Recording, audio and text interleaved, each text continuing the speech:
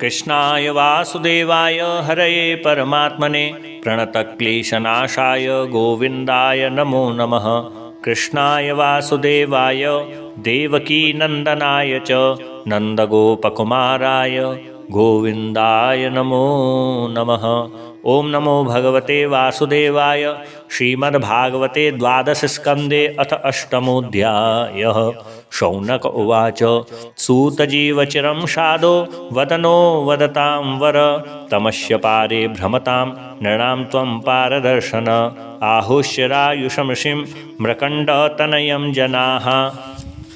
य कल्पान्ते उर्वरितो येन ग्रस्तमिदं जगत् स वास्मत्कुलोत्पन्नः कल्पेऽस्मिन् भार्गवर्षभः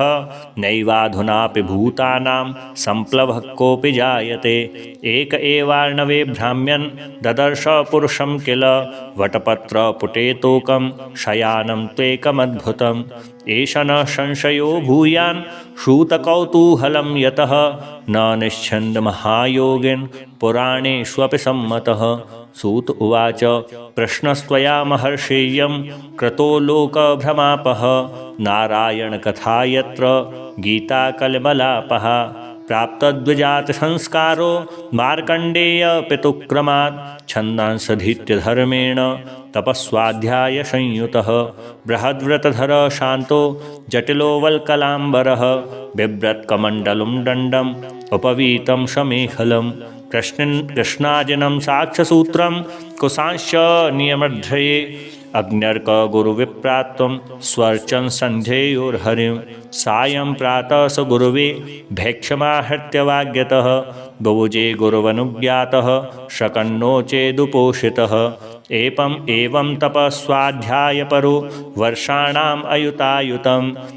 आराधयन् ऋषिकेशं जिज्ञे मृत्युं सुदुर्जयं ब्रह्मा भृगुर्भवो दक्षो ब्रह्मपुत्राश्च ये परे नृदेव पितृभूतानि तेनासन्नति विस्मिताः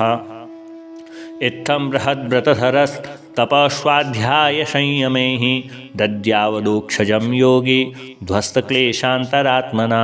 तस्यैवं युञ्जतश्चित्तं महायोगेन योगिनः व्यतीयाय महान् कालो मन्वन्तरषडात्मकः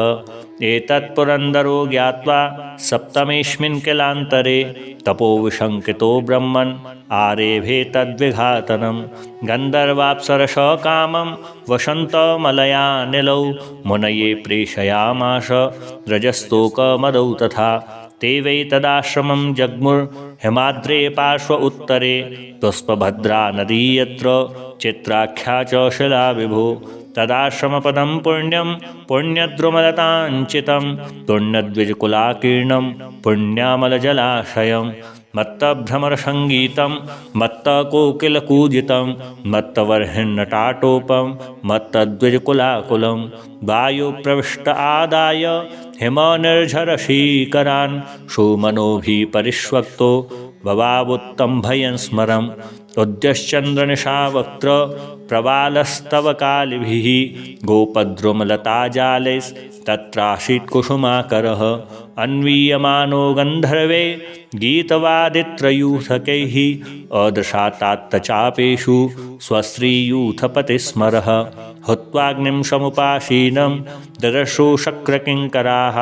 मेलिताक्षं दुराधर्षं मूर्तिमन्तमिवानलं ननतुस्तस्य पुरतः स्त्रियोथो गायका जगुः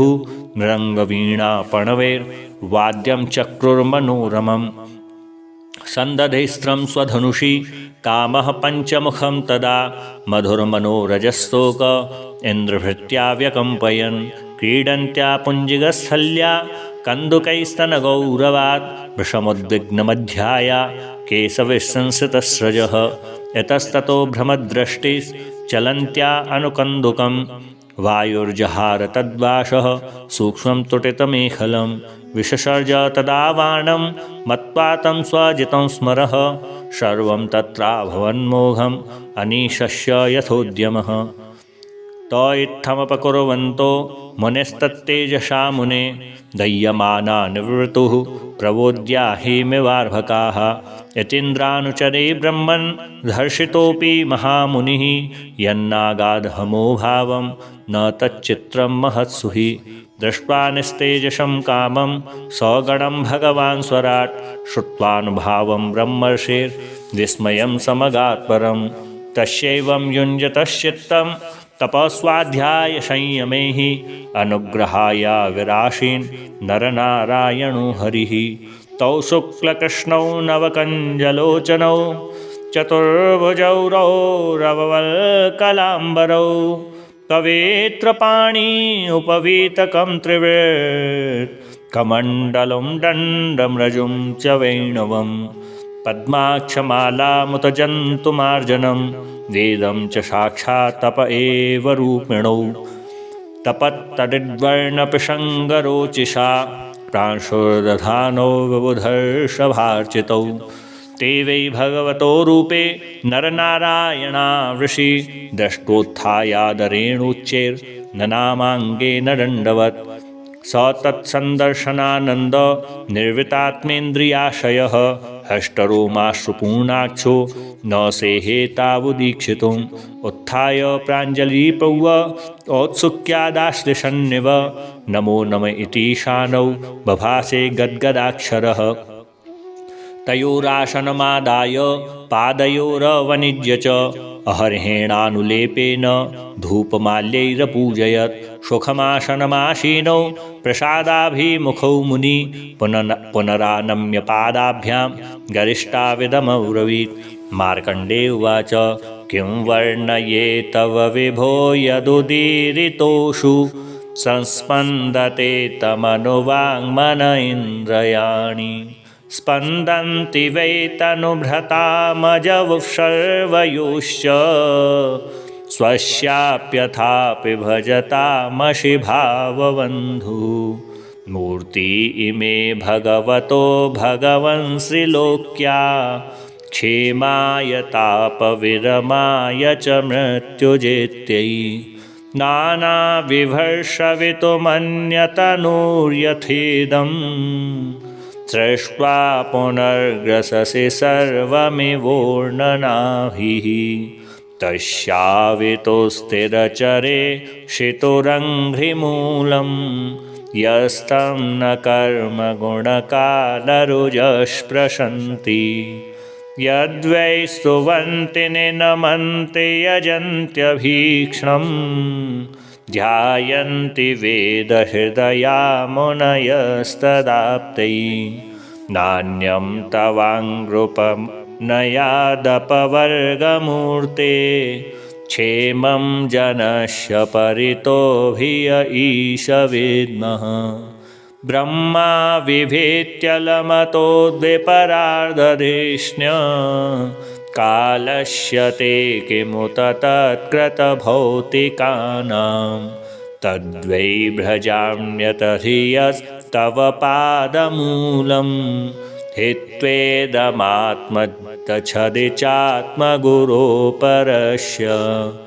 देहाद्यपार्थमसदन्त्यभिमज्ञमात्रम् विन्देत ते तर्हि सर्वमनीषितार्थं सत्त्वं रजस्तम इति शतवात्मबन्धो मायामया स्थितिलयोदयहेतवोष्य लीलाधृता यदपि सत्त्वमयि प्रशान्त्यै नान्येन व्यसनमोहभियश्ययाभ्यां तस्मात् तवेह भगवन्नथ तावकानां शुक्लां तनुं स्वदयितां कुशला भजन्ति यसात्वता पुरुषरूपमुशन्ति सत्त्वं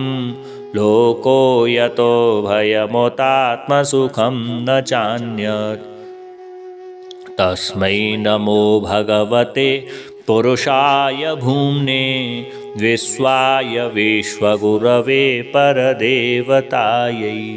नारायणाय ऋषये च नरोत्तमाय हंसाय संयतगिरे निगमेश्वराय यं वै न वेदवितथा क्षपतेर्भ्रमद्धि सन्तं स्वखेष्वशुहृद्यपि दृक्पथेषु तन्मायया व्रतमतिसौ एव साक्षात् आद्यस्तवाखिलगुरोरुपसाद्य यद्दर्शनं निगम आत्मरः प्रकाशं द्वय्यन्ते यत्र कवयो जपरायतन्तः तं सर्ववादविषयप्रतिरूपशीलं वन्दे महापुरुषमात्मनिगूढबोधम्। जय जय स्वस्ति। श्रीमद्भागवते महापुराणे पारमहंस्यां संहितायां 12 स्कन्धे 8मोऽध्यायः। श्रीबालकृष्णचरणार्पणमस्तु। कृष्णाय वासुदेवाय हरये परमात्मने प्रणतक्लेशनाशाय गोविन्दाय नमो नमः। कृष्णाय वासुदेवाय देवकीनन्दनाय च नन्दगोपकुमाराय गोविन्दाय नमो नमः। श्रीगोविन्दाय नमो नमः।